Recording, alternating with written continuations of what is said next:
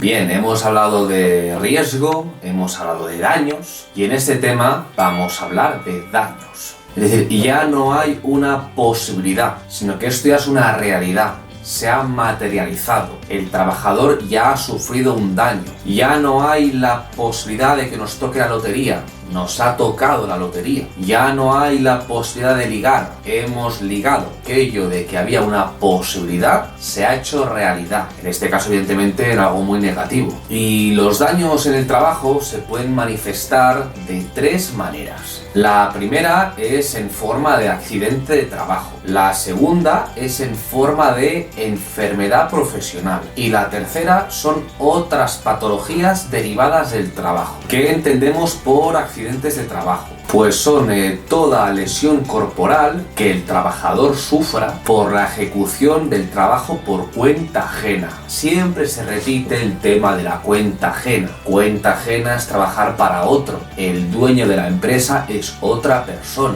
Porque cuando trabajamos por cuenta propia no se aplica la ley de prevención de riesgos laborales. Por eso muchas empresas, para ahorrarse todo el tema de la ley de prevención de riesgos laborales, contratan a falsos autónomos. Te dicen, oye, date de alta como autónomo, me haces una factura, así todo el tema de la prevención de riesgos va a tu suerte. Y en este tema vamos a ver qué se consideran accidentes de trabajo y qué no se consideran accidentes de trabajo. Accidente de trabajo es el ir o volver del trabajo, el accidente in itinere, siempre y cuando el trabajador haga el mismo trayecto de su domicilio habitual al trabajo, lo haga a través de un recorrido normal y lo haga en un espacio de tiempo que se considere el correcto para ir o volver del trabajo. ¿Qué significa el domicilio habitual? Pues que si esa noche esa persona duerme en casa de los familiares, duerme en casa de su pareja y no es el trayecto que hace habitualmente para ir al trabajo, ese accidente no se considera in itinere. Trayecto normal. Si esa persona tiene un 4x4 y le da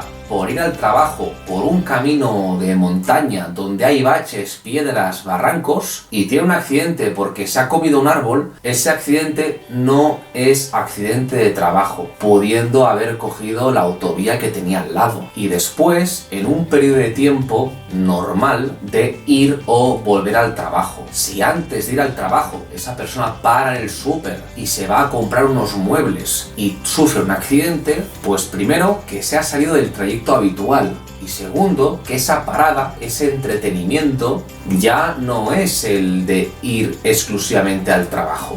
Si esa persona al terminar su faena se va de birras con unos amigos y se tira una hora en el bar, por mucho que lo haga por el trayecto habitual, por mucho que lo haga con unas vías correctas, eso ya no es accidente de trabajo. Después tenemos el accidente en misión. Este accidente, a diferencia del in itinere, sucede dentro de la jornada de trabajo.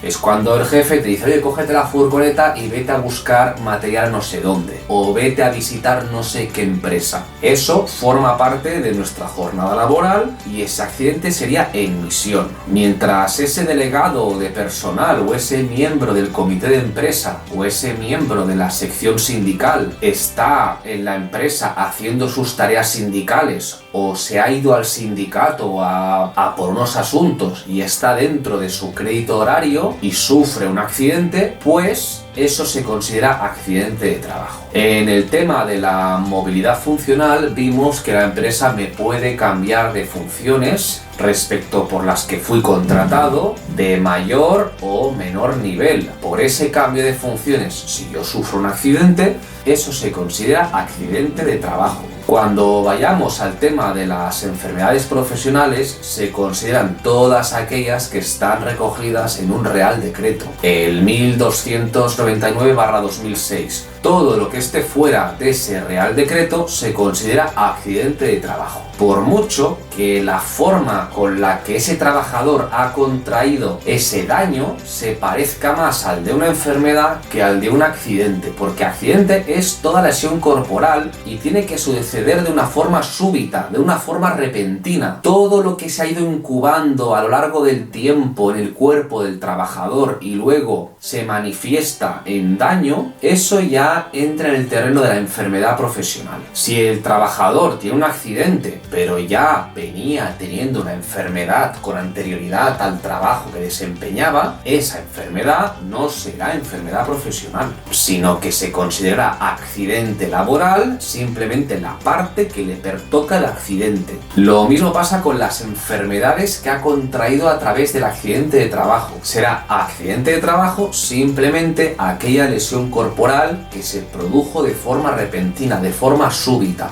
Si luego, a raíz de ese accidente, eso se ha complicado hacia una enfermedad, eso seguirá considerándose accidente. La imprudencia por exceso de confianza del trabajador también se considera accidente laboral. No es lo mismo la imprudencia por exceso de confianza que la imprudencia por negligencia o temeridad. Y también se considera accidente de trabajo cuando es la empresa la que le ha mandado al trabajador realizar unas tareas y no le ha informado correctamente de qué EPI se tenía que poner, ese trabajador no había recibido la formación en prevención de riesgos laborales y haya pasado un accidente laboral. No son accidentes de trabajo los producidos como consecuencia de fuerza mayor ajena al trabajo, pues por ejemplo, viene un huracán y destroza la empresa. Pues eso no es un accidente de trabajo. Y el dolo o la imprudencia temeraria del trabajador, que esta es la diferencia que te he explicado anteriormente entre un exceso de confianza y la imprudencia. El exceso de confianza es que me he puesto tantas veces estos guantes que me los he puesto al revés o me los he puesto mal porque ya ni he mirado, me he equivocado. Y la otra es: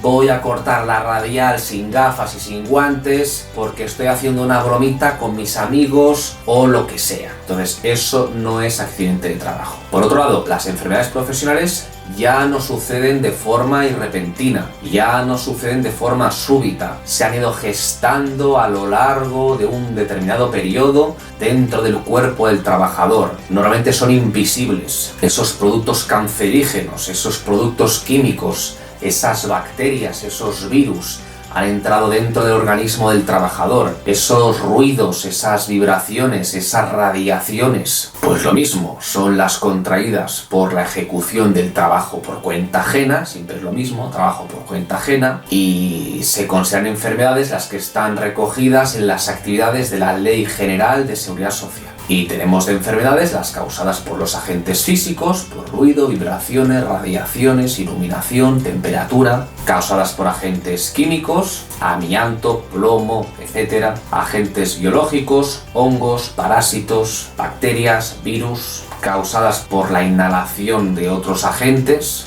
causadas por agentes carcinogénicos. Un carcinógeno es un elemento que tiene la capacidad de causar cáncer en los seres humanos. Y otras patologías derivadas del trabajo sería, por ejemplo, la fatiga, que es el desgaste por un exceso de trabajo sin compensarse con periodos adecuados de descanso. Y podemos encontrar muchos tipos de fatiga: fatiga nerviosa, fatiga psicológica, muscular, intelectual, sensorial. Este tema de la fatiga, cuando lo tratemos en más profundidad, se podría anudar, se podría relacionar con el tema de la jornada de trabajo.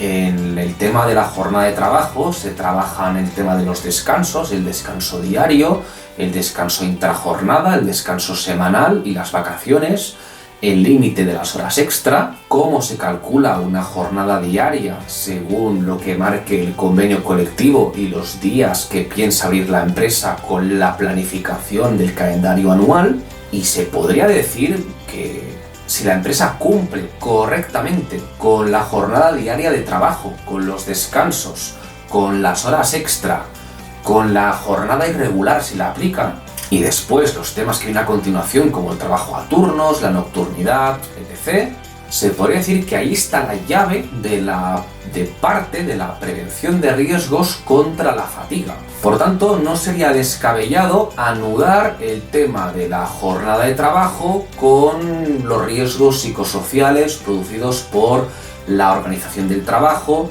que el daño que causa pues es la fatiga. El estrés, a diferencia de la fatiga, que es por no realizar los descansos adecuados, sobre todo, hay un sobreesfuerzo de adaptación a unas exigencias. Normalmente el trabajador no está preparado para esas exigencias y por tanto no tiene recursos. busca desesperada cómo arreglar esos problemas, cómo tirar la faena adelante, pero eso le supera los límites adaptativos y eso le puede causar causas físicas, causas intelectuales y causas emocionales. Nunca encontraremos una causa pura, sino que normalmente se va a entremezclar con las otras porque las cosas están muy relacionadas entre sí. Y la insatisfacción laboral, que será el último, que es cuando el trabajador no ve recompensado su esfuerzo personal y profesional. Ese trabajador se esfuerza, ha creado un producto, ha tenido una idea, ha hecho un servicio innovador o está en un proyecto interesante, seguramente muy mejorable, pero que en un futuro todo apunta a que irá bien, y las demás personas ven ese producto o ven esa idea de crear un servicio como si vieran un teléfono, una mesa o una persiana, es decir, una indiferencia como si eso no tuviera nada de bueno, o al contrario, ya no solo hay indiferencia, sino que ¿esto has hecho? Pues no sé, yo no lo veo, nada constructivo, nada de aportar nada, y eso pues causa una soledad en la persona importante.